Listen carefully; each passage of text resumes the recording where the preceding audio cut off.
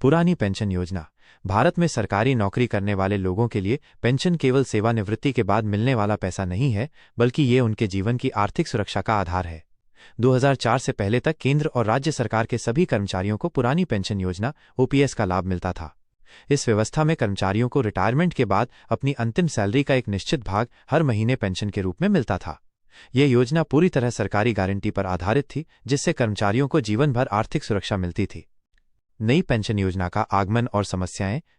1 जनवरी 2004 को केंद्र सरकार ने एक बड़ा फैसला लेते हुए पुरानी पेंशन योजना को समाप्त कर दिया और उसकी जगह नई पेंशन योजना एनपीएस लागू की। इस बदलाव के कारण पेंशन की गारंटी खत्म हो गई और कर्मचारियों की पेंशन पूरी तरह शेयर बाजार और निवेश के प्रदर्शन पर निर्भर हो गई। नई योजना में जोखिम बढ़ गया क्योंकि इसमें कोई निश्चित राशि की गारंटी नहीं थी। इसी कारण से देश भर के कर्मचारी संगठन लगातार पुरानी पेंशन योजना को वापस लाने की मांग कर रहे हैं। लाभार्थियों की संख्या और पात्रता।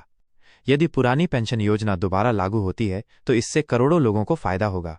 केंद्र सरकार के लगभग 50 लाख कर्मचारी और राज्य सरकारों के 80 लाख कर्मचारी इसके प्रत्यक्ष लाभार्थी होंगे। इसके अतिरिक्त लाखों सेवानिवृत्त पेंशनभोगियों को भी इसका लाभ मिल सकता है। ये योजना उन सभी कर्मचारियों के लिए वरदान साबित होगी जिन्हें 2004 के बाद नौकरी मिली और वे नई पेंशन योजना के दायरे में आ गए। पुरानी और नई पेंशन योजना के बीच अंतर। दोनों योजनाओं के बीच सबसे बड़ा अंतर गारंटी और स्थिरता का है।